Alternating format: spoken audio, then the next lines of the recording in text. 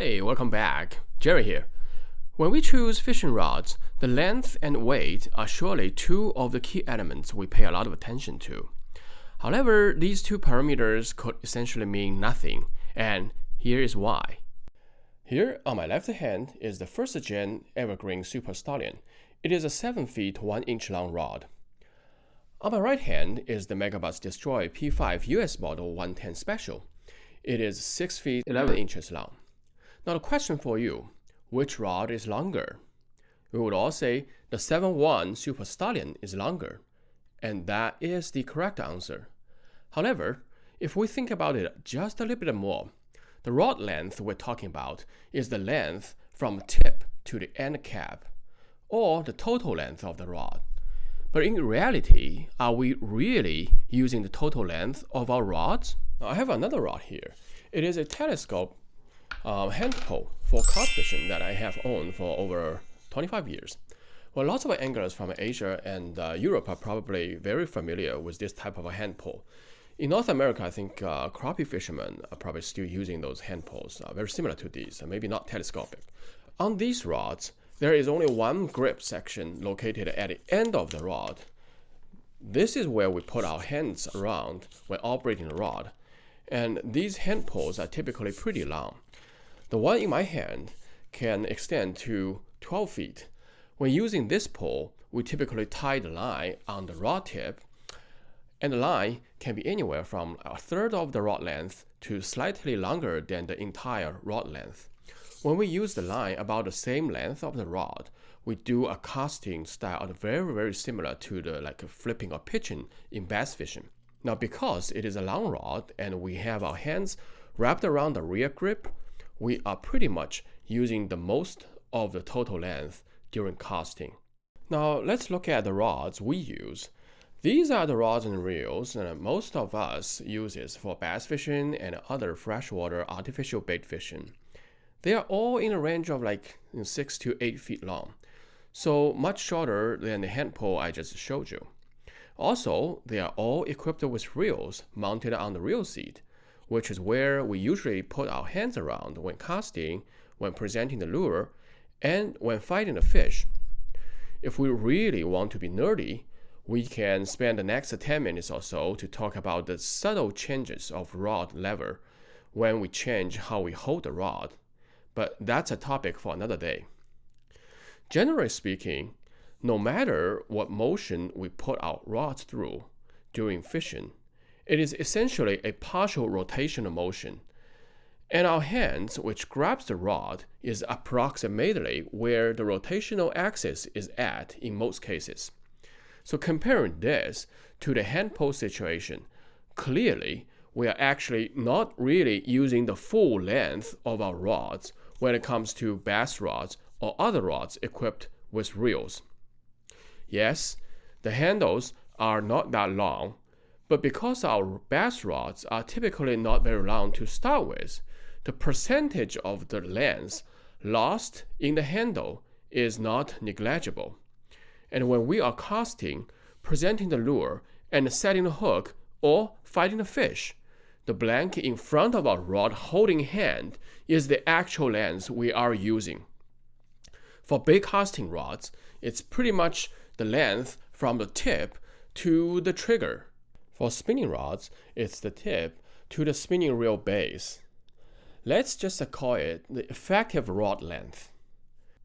The effective rod length is the rod length that affects our rod walk during the fishing the most.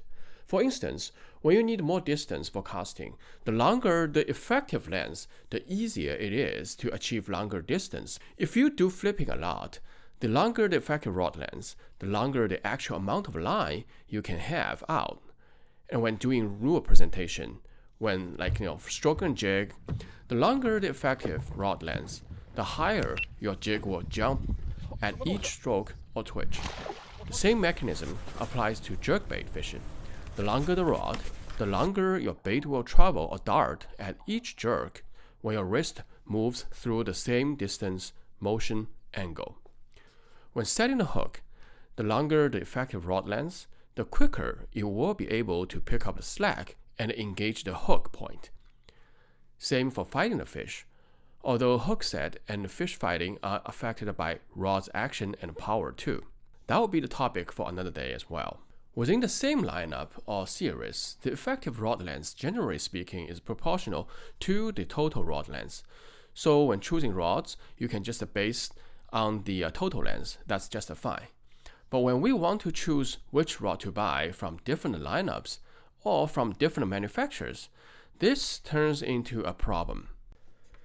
Now going back to the earlier question, between the Evergreen Super Stallion and the Megabass P5 110 Special, does the longer Super Stallion have the longer effective rod length than the 110 Special? Let's light them up at a handle trigger and compare.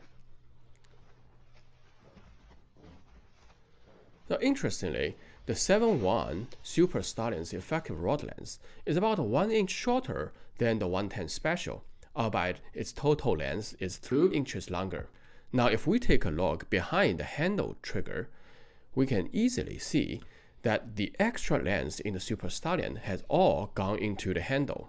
This is like looking at two bass boats. Now one is 18-footer and then the other is 19, but the 19-footer does not necessarily have the bigger front deck because that extra 1 foot actually goes to the rear deck. In rod industry, everyone labels the total length of rods, while only some will tell you how long their handles are. And this is still different from telling you the effective rod length, since the rear seats can differ in style and dimensions. As we have just analyzed, the most relevant length when considering the rod length should be measured from the tip to trigger or to the backside of the down-locking reel seats or the front side of the upward locking reel seats. So far, Shimano is the only rod manufacturer I know of who actually mark these lengths precisely in the spec table. They just started doing this on their brand new 24 Poison Adrena JDM models. Now before this, I was not aware any rod manufacturer actually marking these critical parameters. But still, these are not direct numbers to reflect the effective rod length. You still need to do some math to subtract the real seat position from the total length of the rod to get the actual number. I do wish they could just post up those numbers directly. So the take-home message is, we need to be mindful of the effective rod length versus the total length, and don't assume a rod with longer total length will be a longer rod when you actually fish it. It is very important for certain techniques, such as flipping. A 7.5 flipping rod with a super long handle means you are losing the effective rod length, which in turn means you're losing the line amount you can actually pull out for flipping. And if you're looking to upgrade your 7-foot medium power, medium fast spy-bait rod, and you want something same in power and action but just a little longer to get that extra distance, then you need to be mindful and look at the effective rod length for comparison purposes. Don't just go by any 7.2 medium power, medium fast action rod and assume they will get you that extra few meters, because it might be just longer in the grip and you will be wasting money on that. Now, one thing I do need to point out is the handle length does matter a lot as well, especially around how comfortable the rod will fit in your hand, how good it suits the motion you fish, like whether the handle length is comfortable for you to actually use double hand grip for casting, or whether the rear grip is long enough for you to put the rod butt under the armpit when fighting the fish or set the hook, or is it short enough so that the handle is not really in the way when doing certain presentations, such as the tip down presentations like the walk the dog or jerk pause when you're fishing a jerkbait. So we do also need to pay attention to the handle length when choosing your next rod. And the handle length is important also due to another hidden rod performance, that is the perceived rod weight. A lot of high-end rod manufacturers list their rod weight, but just like the rod total length, the rod weight is not the full picture when we really want to evaluate how light the rod will feel in our hands. From a physics point of view, fishing rods operate as a class 3 lever most of the time. So how light it feels in hand is decided by the torque, which is a product of the total weight and the distance from the center of gravity to the fulcrum. The fulcrum of a fishing rod is approximately around the reel seat when we are holding the fishing rod like single-handed like this. The location of your rod's balance point is super important. The further the rod's center of gravity is from the reel seat, the heavier you will feel overall. A heavyweight rod with a superb balance point could result in a lighter feeling than a tip-heavy rod with a slightly lower total weight. Now you can try this little trick. Hold your rod still and hang a 1/8 ounce drop shot weight at different locations of a rod, like the first guide, middle section, or to the tip. Now, do you detect the change your rod feels as you move the drop shot weight away from your hand? Now, this is exactly what we refer to as tip heavy once you put that drop shot weight at the tip, simply because the balance of the rod can augment the feeling of weight. And this is not just a delusional feeling, this is real. As I mentioned a couple minutes earlier, rod motion is essentially a partial rotational motion during casting or hook setting or presentation of lures. The tip-heavy rods do result in a higher load torque your wrist needs to fight against, which causes fatigue over time. The rod's grip area is where most of the rod weight comes from. The graphite blank nowadays weighs almost nothing compared to the grip. But remember, the grip is behind our hand, so it is in many ways helping to balance the rod. This is why the total rod weight really does not mean much, because it does not tell you about any of the weight distribution or the balance point. And the overall light weight does not always translate to lighter feeling. Now, of course, after the reel is mounted, the torque or center of gravity will shift toward the handle, so always remember to mount your reel when checking the actual balance point of the whole setup.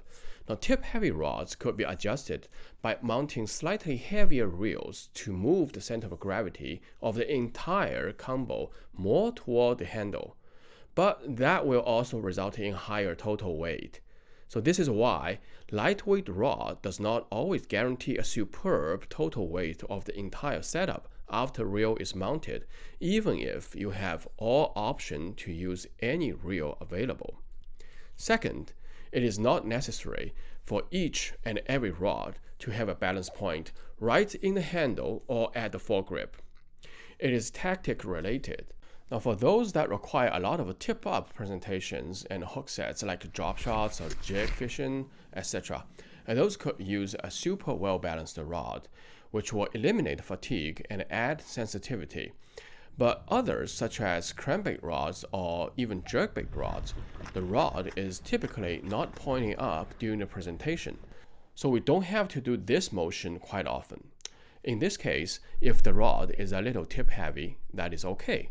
That's why you can still use a long and heavy glass rod for deep cranking or a thick wall jerkbait rod for power jerkbait fishing.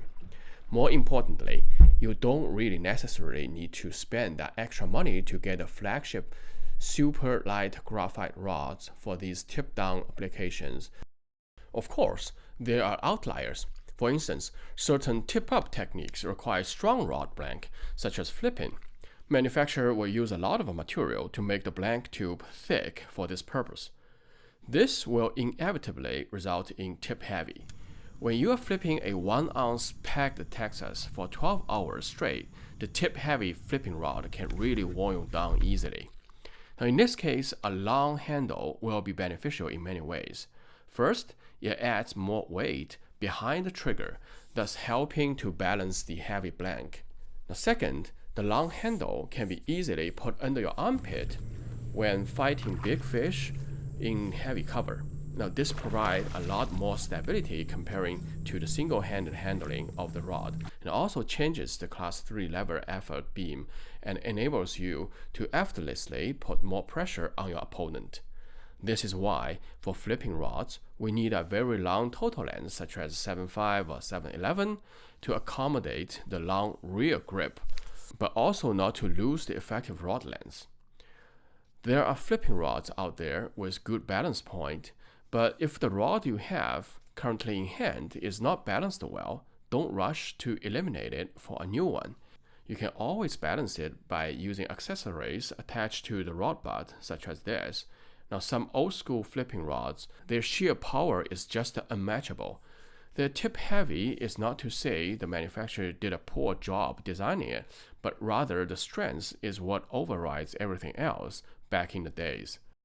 So far, we have covered the two hidden specs for fishing rods that we don't pay attention to frequently enough. Well, the take-home message is to be mindful of the effective rod length, not just the total length. Also be mindful to the perceived weight, not just the total weight.